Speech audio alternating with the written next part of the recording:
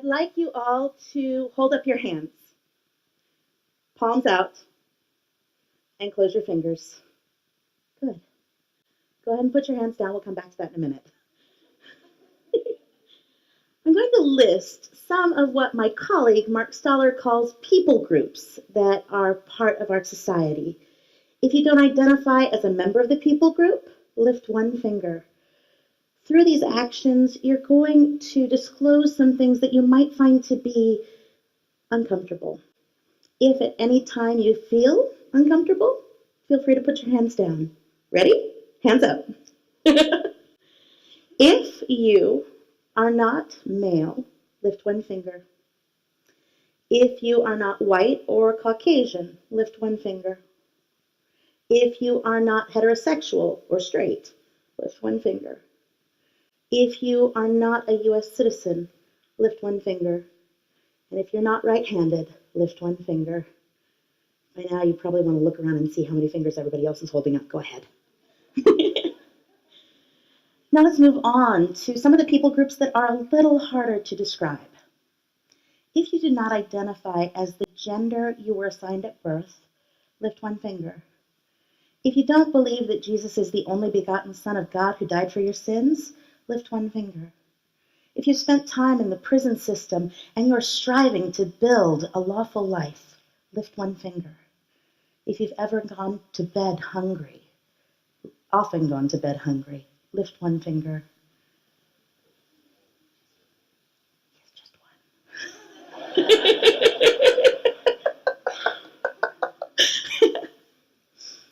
If you live in a life, in a body burdened by physical challenges that impede your daily life, lift one finger. If you live in a mind that has gifted you with mental health struggles, lift one finger. If you live in a mind that has gifted you with learning differences, lift one finger. Look at your hands. These are the hands you've been dealt. I want you to remember how many fingers you are holding up and how many remain curved around your palm. Go ahead and put your hands down. Any time that you didn't have to lift a finger when other people did, you were in the majority. This privilege might close you off from people around the room who had to lift a finger when you didn't have to.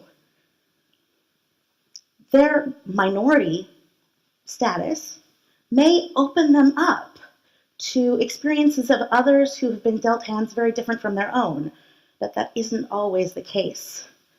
Every one of us can have trouble seeing outside the bubble of our own experiences.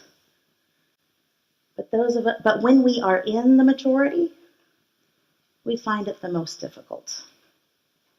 Each one of us are born into different bodies, minds, and skins. Depending on the shells that we end up in, we land in our own unique blend of privileges and oppressions. As you can see from the hands I've been dealt, I have my own privileges and oppressions. From a very early age, because of my left hand, I learned about one of my oppressions. When I was just 4 years old, my preschool teacher, an old white Southern Baptist woman who had just been hired that year, called me and the other left-handed children in the class, "devil child," and tied our left hands behind our backs until we could learn to sit on them so we would no longer use them. About 6 months into the year, I stayed home sick, and my mom noticed that I was trying to color with my right hand. She asked why. I said, "'Cause I'm a devil child?" Everything became a blur after that. Suddenly, I was sitting outside the preschool director's office, and I heard raised voices inside. The preschool director rushed out of her office and returned with my teacher in tow. They filed into the office, and the door slammed. A few minutes later, my teacher walked out, and I never saw her again. The preschool director knelt down to my level, and she took my hands in hers. She looked me in the eye and said, "That woman will never hurt you again. There's nothing wrong with you. You are perfect as God made you." In that instant, I knew what it was to have someone stand up for my rights. My mom was my first ally, and my preschool director was the second. Over the years, I've followed their lead. I've stood up for the rights of people who have been dealt hands very different from my own, and I have been blessed to have others stand up for my rights as well. We all need allies sometimes. The action of working as an ally is called allyship.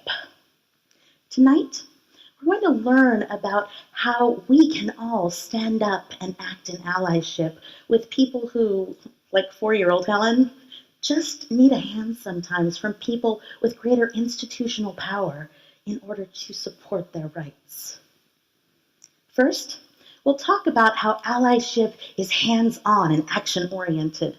Then we'll talk about how we can begin to keep our emotions, in hand.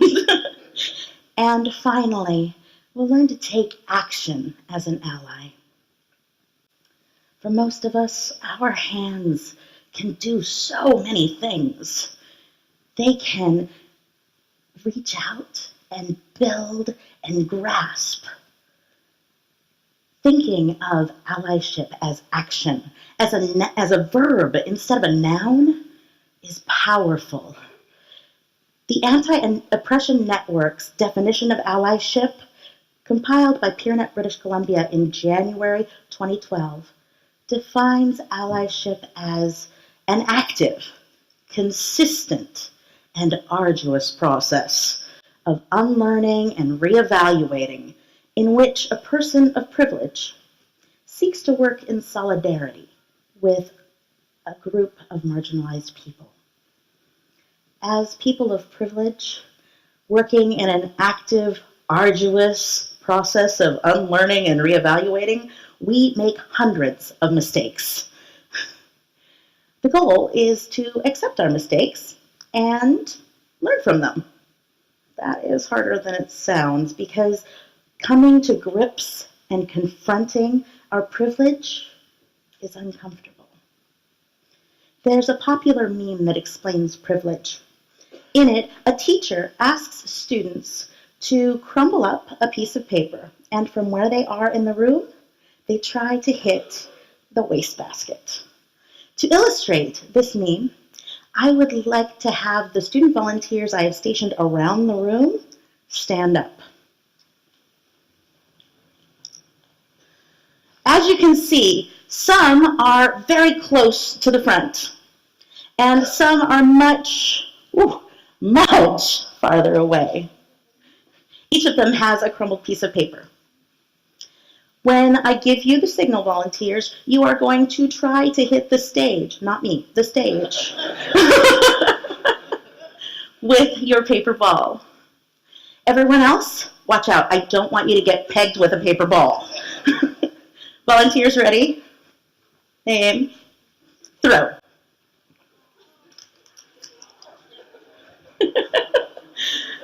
Give him a hand.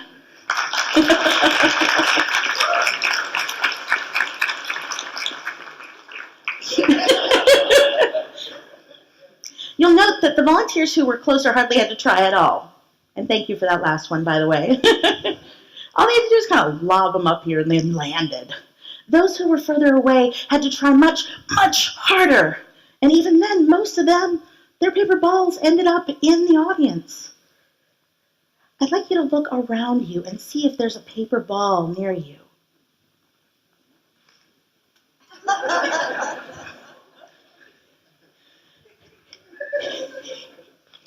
If there is,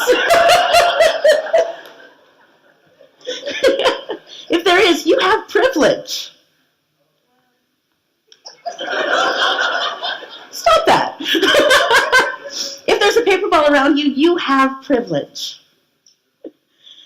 I'd like you in just a moment to take an action in allyship with the people whose paper balls didn't make it to the stage. So again, those of you who have privilege, go ahead, act now.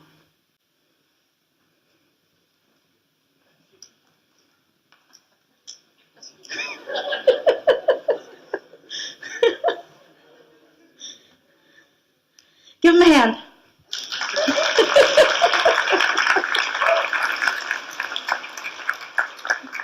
They meant well. They did their best. They were trying to help. But they made a mistake. They made some assumptions that most of us make when we are in a position of privilege. They assumed that the volunteers wanted help. And they assumed what kind of help those volunteers wanted. We all make these same mistakes. And when we make these mistakes, it feels horrible.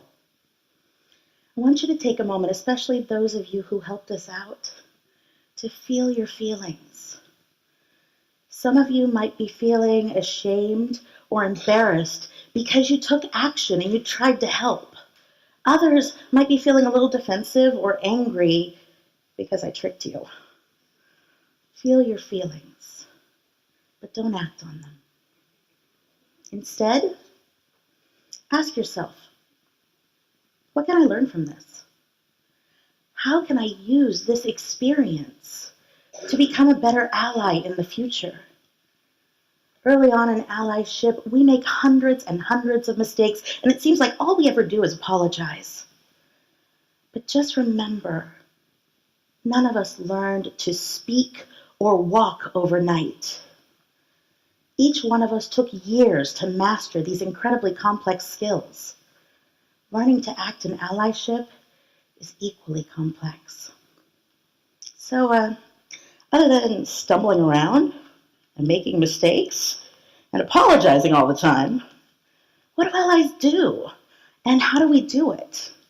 Let me give you 4 actions that allies take. First, allies listen to marginalized people with open hearts and without judgment. Second, allies read the work of marginalized people. That's listening with your eyes and sometimes fingers. Allies signal boost. That's shining a light on the work of marginalized people and bringing their voices to center stage. And finally, allies show up when marginalized people ask them to. In order to illustrate these 4 actions, I'd like to share with you a story about a student named Doug who I met just minutes before he walked into my public speaking class back in 1998. Doug rushed into my office and thrust his disability paperwork into my hands. He looked a little panicked as he said, "But what I really need isn't on there. I have grand mal seizures all the time. Please, don't ever call an ambulance." I got out a piece of paper and a pen and asked Doug what he wanted me to do if he had a seizure. It took a few minutes. Class started a little late, but I listened and I learned that the media messages about how to support someone during a seizure were myths. The next week I went to visit the Center for Neuroskills and asked for reading materials that would help me understand how to better help Doug succeed in my class. I read everything I could. And all the while, I braced myself to not freak out if Doug had a seizure in class. He did have a seizure in class. One on his first speaking day and one on his second speaking day. I only panicked on the inside. I kept the students calm, and we did exactly what Doug had asked us to do when he had a seizure. But I felt like there was so much more that we could do.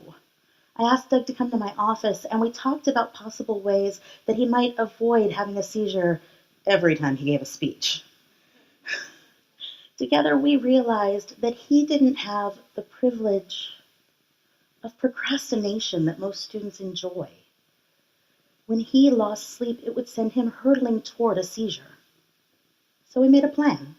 He came to my office every day for 2 weeks and prepared, step by step.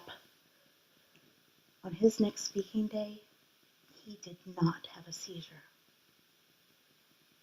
Afterwards, we talked to the class about the intensive process that he had undertaken in order to succeed. In solidarity, they pledged to try as hard as he had as they prepared for their last speech. This act of sharing Doug's practice process is signal boosting, shining a light on the work of marginalized people and bringing their voices to center stage.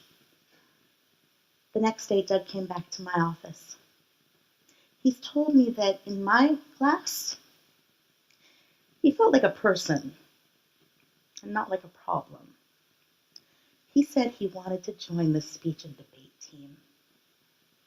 He asked us, his coaches and teammates, to show up and help him prepare so that he would succeed.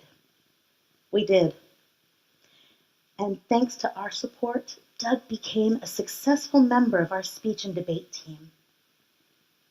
Listen, read, signal boost, show up. These are actions. Allyship is action. These 4 actions might make you feel like you've got your hands full, but working together lightens the load for us all. Learning to work in allyship can transform the world we live in. To be an effective ally, we need to listen, read, signal boost, show up, and accept that becoming an ally is a deeply emotional, transformative process. None of us can trade in the hands we're dealt, but we can learn to use our hands with their intermingled privileges and oppressions to build a world that is a more just, kind, and fair place where we all have opportunities to thrive.